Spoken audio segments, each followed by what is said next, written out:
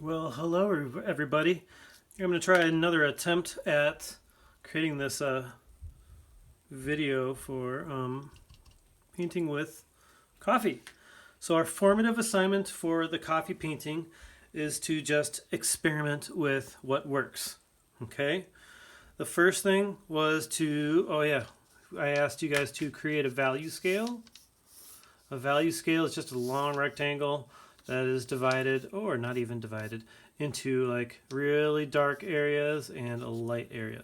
Okay, so here I have some different strengths of coffee. So like here I put in like here I think actually I did some coffee and milk inside of there, and so I played with that.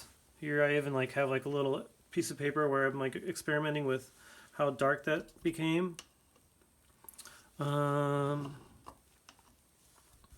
Here I have another kind of strength of coffee, so maybe like 3 little spoonfuls of the grounds and maybe like 1 cup of coffee or something.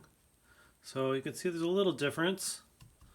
And I can even like take like just water and put that down and even mix in that coffee in the water to make different things. Okay? Also, another cool thing is if you ever take your brush and you pinch your brush, you can lift some of this color out and make it, you can kind of vacuum it up.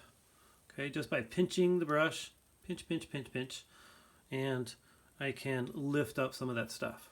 Okay, so the other day what I did is I drew some basic forms, and the reason I do that once again is everything in life is a basic form. Okay, I can resort anything to a basic form, like like that. That's basically a cylinder, or I don't know. Yeah, a bunch of cylinders here. Here we have like a cylinder and maybe I don't know, a flattened cylinder or something like that. So there's lots of different things in the world, or geometric prism. All right. Anyways. So here we have these things. I even drew out the little lines, which you don't have to draw those out, but it kind of helps out with like designing like the idea of that's going to be really dark, then it's going to get progressively lighter. And this is trying to help you understand the planes of the shape. Okay? So the other day I put down like just like 1 layer of this coffee, and I was getting mad. I was like, oh no, it's all going through the paper. And then I found out, oh, I'm just going to let it hang out and dry. And it's just fine today. So now I'm going to make another layer on top of it. And I'm going to go do that. And I'm going to make it a little bit darker. Oh, what? That's getting darker. It's going through the paper a little bit, but that's all right. I'm going to chill on that. Or here, I'm going to go over here and make that a little bit darker. Maybe I can fade it out a little bit. Okay? So the point is to make it really dark and get it gradually lighter. Maybe I make this a little bit darker too. Okay. Try that. Or if it's a little bit too dark, once again I'm pinching it out. And I can sometimes lift up some of that paint. Okay? But already I got a lot of stuff in there. Okay? I can even do my value scale, having this darkest. And I could even use some water, and I could pull this stuff out and make it lighter and lighter and lighter as I get to the other side. And pinching out any extra to make it a gradual. So right now, it's going through my paper, but that's what I have, and that's all right. Okay? Once I have this done, I can come back to this later, if I want to get more values and get some good stuff in there. So here's another example of what I was trying to show you when we had class together. And I could even make some more cool things. Like even maybe add some shadows that would be behind it. Remember that really weird basketball video that we saw? Now this gives me an idea that these are actually on some kind of surface.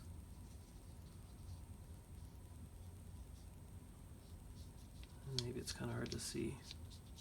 That's alright, I can come back and do another layer later.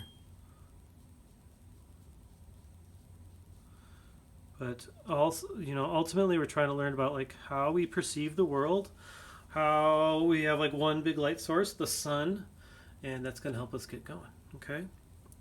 So I'm kind of experimenting with even adding some more layers to get some more differences and values.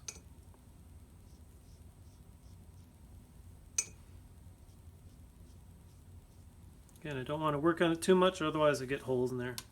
Okay. So then my next step is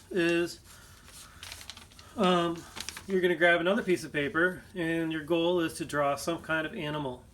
And you can see that I am drawing that little deer right there. Okay? And so there's my little animal. And so I tried to do it. Maybe if I was going to do this again, I would probably go a little bit bigger so I can get more stuff in there.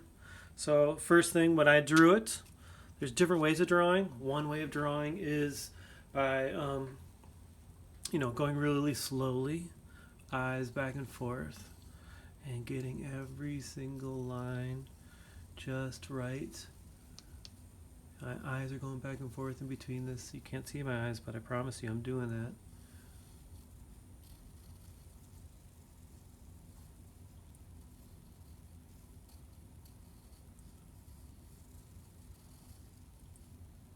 I don't like this method because I like fast and this is slow.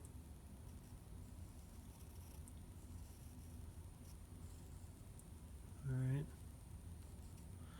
I can go that way and get some more details in there as I go. My other way of making this one before, what I did was made basic shapes. Because that's faster. I like fast, and then layering it up. So I made like basic oval for that. I noticed, oh, the head is basically a circle. And I noticed the snout is another circle. And I noticed the ears are big footballs. Okay? And then after I was happy with that, then I started going harder with the good stuff. And then later on, what I could do before I start painting is erase those things, those basic shapes. And then people don't realize that I made a trick. And maybe you're noticing my eraser is old, so it's all nasty. Okay, but maybe that adds to it. I don't know. Okay, so yeah, clean it up a little bit. And then finally, I can start painting. Okay, trying to get those darker areas. Looking back and forth still.